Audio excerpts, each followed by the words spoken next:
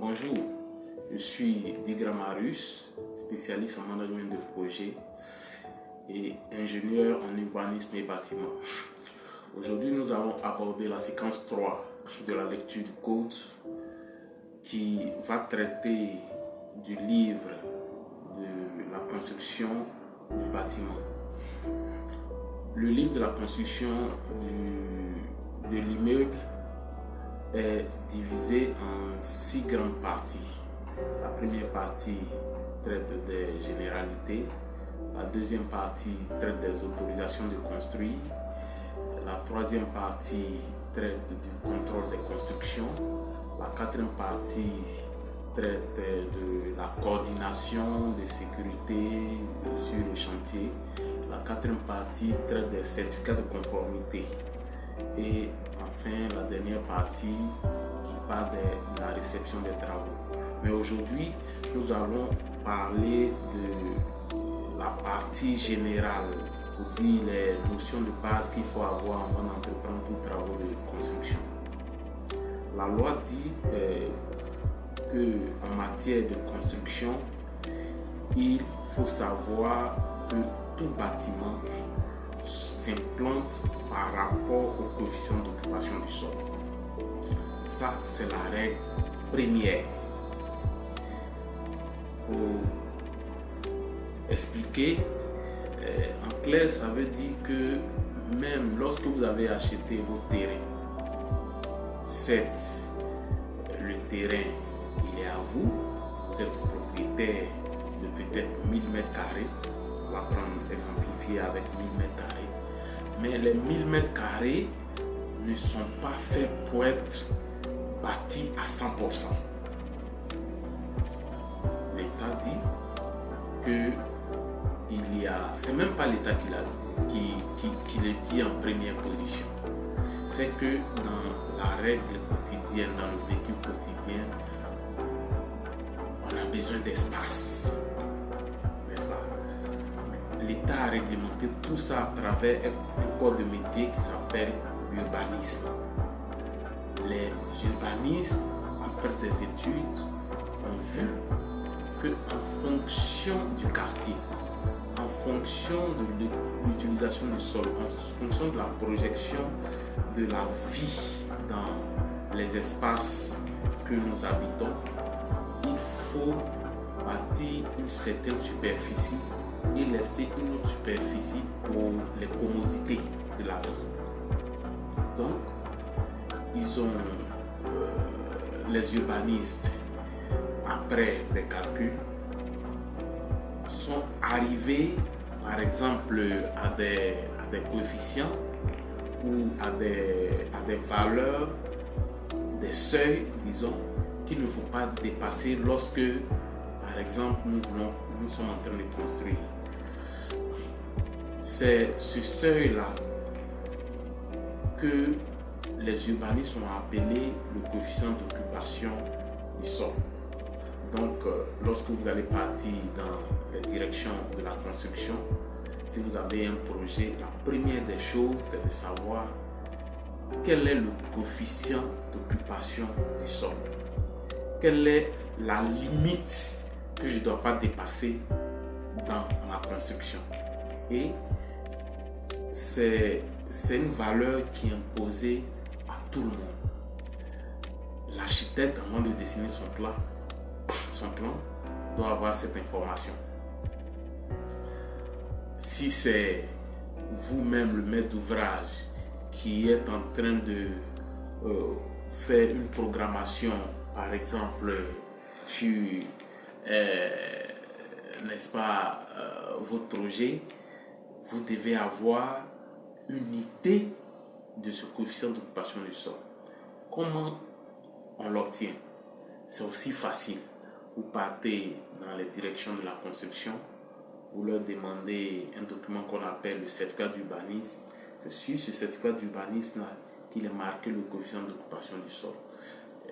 Ils vont vous expliquer de manière technique comment est-ce que on utilise le coefficient d'occupation du sol pour sortir la surface utile à bâtir. Donc, c'est pour dire que lorsque vous avez un projet, par exemple, vous voulez construire, je prends par exemple un complexe hôtelier, voilà, dans une zone résidentielle. Voilà. Souvent, dans les zones résidentielles, le coefficient d'occupation du sol va jusqu'à 0,40% d'occupation du sol. Vous dites, si vous achetez un terrain de 1000 mètres carrés, vous ne pouvez utiliser que 40%. Donc, pour quelqu'un qui voulait faire un hôtel, mais qui voulait faire des résidences groupées, il va s'en dire qu'il n'aura que 40% à utiliser s'il est par exemple dans une zone résidentielle. Donc, c'est un facteur qu'il faut prendre en compte même dans l'achat de vos terrains.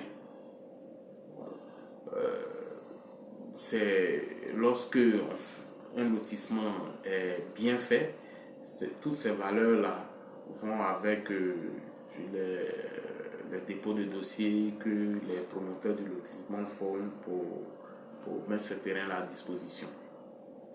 Secondo,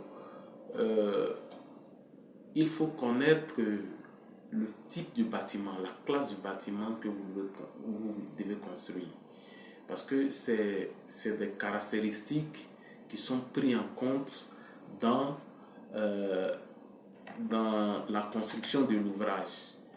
Parce que la classe du bâtiment va permettre au maître d'ouvrage de voir plus ou moins les études, plus ou moins les types de contrôle qu'il aura à faire, de voir quelles sont les dispositions qu'il devra prendre pour exécuter son projet. Donc, dans cette partie généralité-là, on a différentes classes de bâtiments. Les classes partent de la classe A jusqu'à la classe L. La classe A, c'est les bâtiments sociaux, voilà, à caractère social. Ces bâtiments ont une spécificité, c'est que les plans de ces bâtiments-là sont mis à disposition par le ministère de la Construction. Et l'autre spécificité, c'est que ces plans ne nécessitent pas de permis de construire. Mais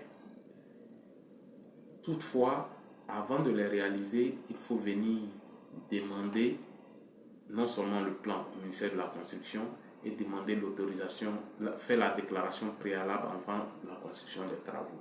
Ça, c'est juste une petite partie pour ouvrir une brèche sociale dans la construction.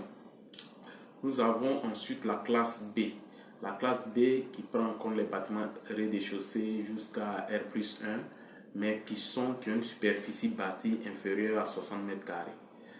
Également la classe C, dans le même cadre, RDC, rez-de-chaussée,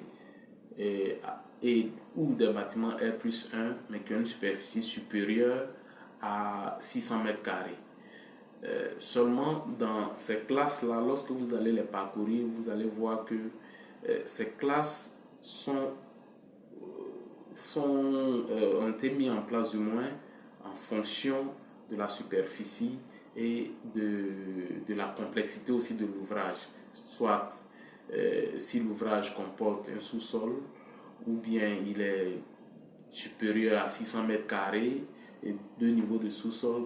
Donc nous partons de la classe A, la classe B, la classe C, la classe D, la classe E, la classe F, la classe G, H, I, J, K, L. Généralement, les immeubles R+3 que nous voyons plus, nous sommes jusqu'à la classe F. Voilà, la classe F.